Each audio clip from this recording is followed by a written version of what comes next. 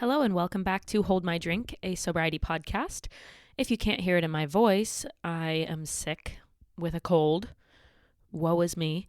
No, but I just wanted to warn you in case I sound a little funky. And also, me being sick has kind of inspired this episode because yesterday I was, I had congestion in my nose, my head is pounding, my bones are a little achy, and I'm exhausted. And I kind of felt myself craving a drink. My cravings now, this deep into my sobriety, are not actual cravings that I'm not actually tempted to drink. It's not something I'm considering. It's a no, of course, but it reminded me that the old me, the drinking me, would have drank in that situation. And so when I mention like cravings or triggers, that's what I'm referring to is like, oh, I recognize that I would have drank in this situation in the past, but obviously not anymore. So I was sitting around being sick yesterday and I thought to myself, wow, I would have had a drink definitely in this situation. And I was like, why? Because when you're sick, you're supposed to take care of yourself and drink a lot of fluids, not beer, but like water and vitamin C. And you're supposed to, relax, hydrate, fuel your body, take it easy, and just heal yourself. And so I was like, why am I craving a drink when I'm sick? That's so weird. But of course, you have to know that I used to be somebody who would drink if I was sick, if I was physically in pain, if I was on medication, you name it. None of that stopped me from drinking. So it just got me thinking about why I was craving a drink during this cold. This is my first time really being sick since I've gotten sober. I did have the flu in January, but that's a whole other story. I swear you can hardly even open your eyes when you have like the real true flu. That was crazy. Side note, that was crazy. I had never had the real flu. I thought I had, but that was the real flu. And it is the worst experience ever. Oh my God. And I didn't feel super tempted to drink during that one because I literally couldn't even put anything in my body. Like I was so ill and I couldn't even like fathom getting up to get a drink or something. Like everything hurt. It was horrible, but that's a separate story. So this is just a minor little cold that I have, no big deal. And I felt myself craving a drink. So in today's episode, we're going to talk about why I was craving a drink and why triggers and urges are actually good to experience in sobriety because you learn from them. So we're going to dive into all of that and more in today's episode. So let's get right into it. Welcome to Hold My Drink, a sobriety podcast. This is a no judgment zone. I really freaking like my life without alcohol. You're not alone. I hope you feel seen. Sobriety has changed my life completely. I'm like out of breath even from just filming that intro. Because I'm like only breathing out of my mouth. Okay, who cares? Everyone gets colds. Moving right along. Okay, so yesterday I got the trigger, or I noticed that being sick, having a cold is a trigger for me to drink. I've talked about a lot of my other triggers in previous episodes, how I get triggered when I'm alone, how I get triggered when I'm at the airport. But being sick and having a cold is definitely a new one. So I took that opportunity to just take a step back and try to analyze why I was feeling that way. It's pretty interesting when you have triggers or urges to take a step back and just think about why.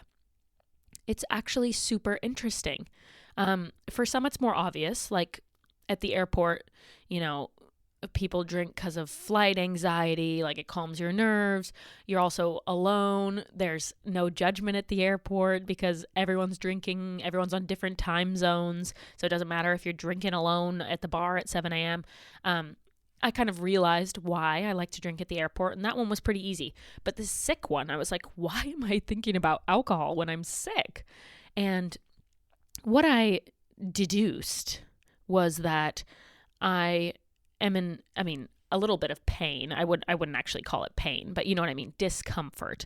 Like your nose just being so congested, the head kind of pounding and feeling like it's going to explode, your joints just feeling a little bit achy, and all those things like physical pain kind of triggers me to drink. I had a major knee surgery I tore my ACL about almost 2 years ago now, and I had the surgery, and when I was recovering from the surgery is when I was the deepest in my alcohol problem that I have ever been. And that's a whole other story. I still need to make an episode on this, but basically I was unable to walk. I was unable to do anything, and I was just like so depressed. I couldn't move my body. I couldn't do anything that I wanted to do. And so I just said, frick it. Like, I'm just going to drink literally all day long. And then on top of that, it kind of helped with the pain. Like, it's not a very easy breezy recovery, the ACL tear, let me tell you. It's a pretty rough one. So I drank to get through the pain. I drank to get through like the mental side of it. I drank to get past the boredom. I drank so much during that process. But anyways, the reason I'm relating this to the cold is because I was trying to just deduce why I was craving a drink while I have a cold. And so at first I think, okay, I'm in a little bit of pain and discomfort, and similar to the ACL where I was in a lot of pain and discomfort. Okay, this is a very, very, subdued version of what I was feeling with the ACL. Extremely subdued. But I am in a little bit of discomfort. Okay, so that directly makes me crave a drink to numb the pain, numb the discomfort, and just feel kind of at ease and relaxed. And, it takes you out of your pain. So I recognized that was a reason I was craving a drink. And then I also realized that I was just exhausted. Like, a cold just really takes it out of you, and you don't have a lot of energy, as we all know. So I'm sitting there at 5 p.m. feeling like I could go to sleep. And I'm recognizing that I'm craving a drink. Or I'm thinking that, the old me would have drank right now, for sure. And I think it's because also I'm exhausted. And I've talked about the HALT method before in a previous episode, so go check that out if you haven't listened to it already. But it is a recovery method. It stands for hungry, angry, lonely, tired. And you basically want to avoid being any of those four things when you're recovering from a substance. So T, tired.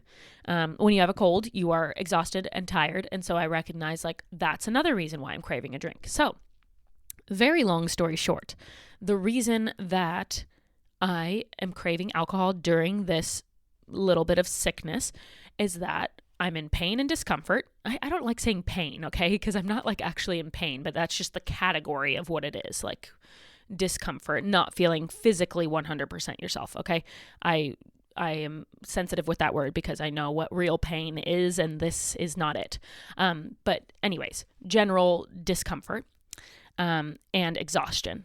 Those two things are why I was craving alcohol during a cold. And I was like, oh, okay, cool. So now I know that when I have a cold, I might feel a little bit triggered to drink. And that, my friends, is a superpower. That is why I say that feeling triggered, feeling urges is actually a blessing, because it gives you a second to process why you're having that craving, and then develop strategies for how you can deal with that in the future.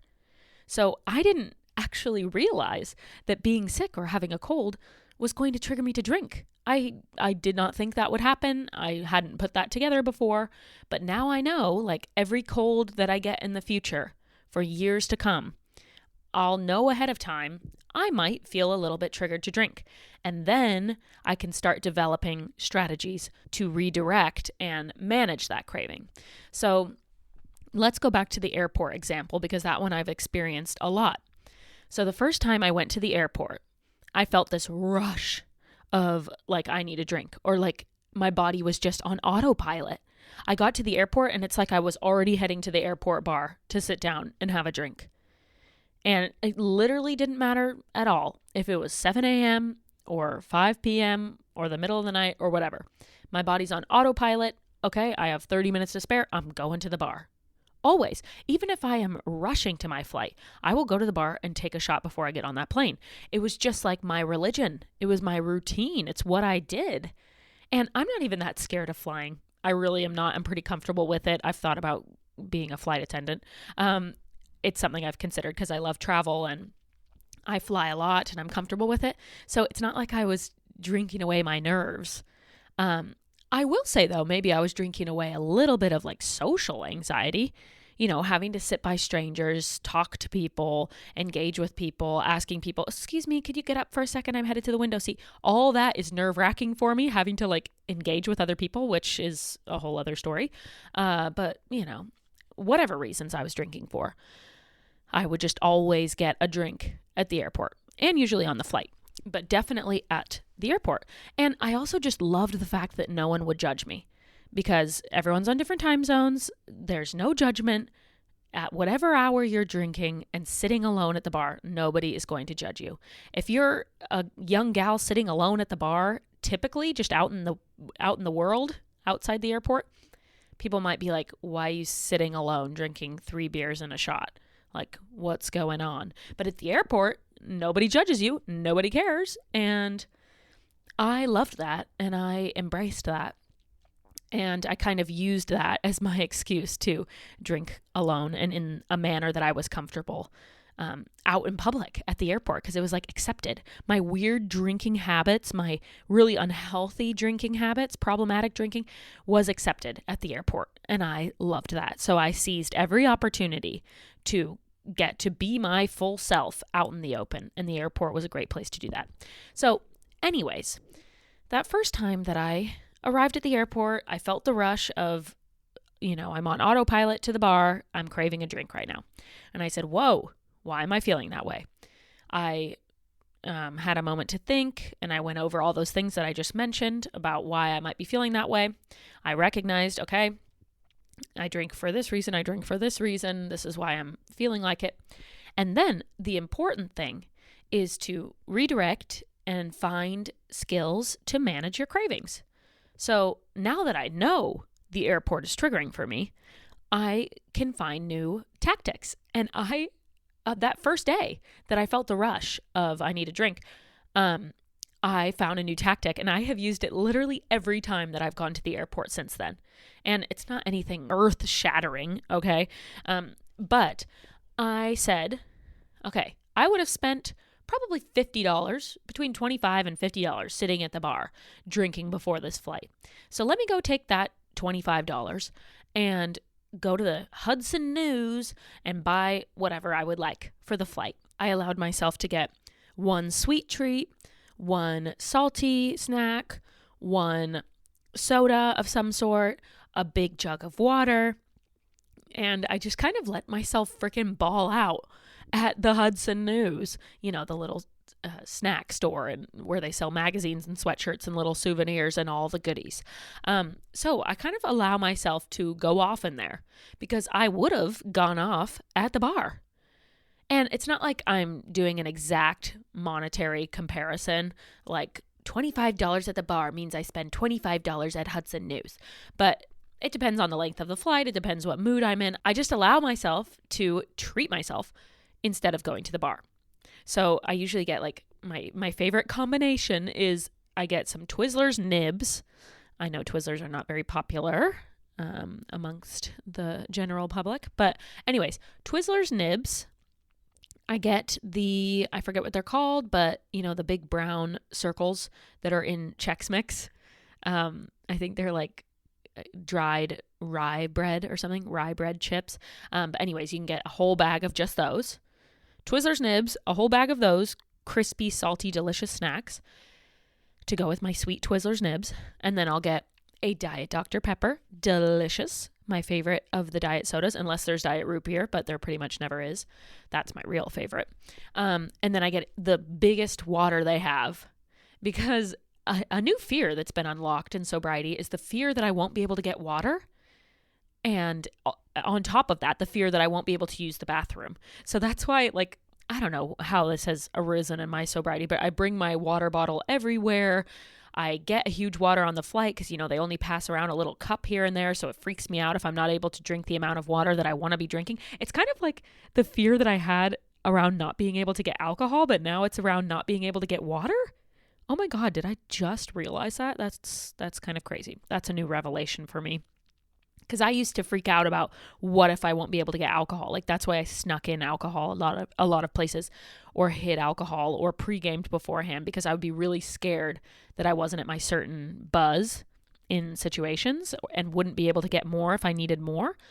And now it's like, what if I'm not able to get water? And in most every situation, you can find water, right? Except for on the airplane.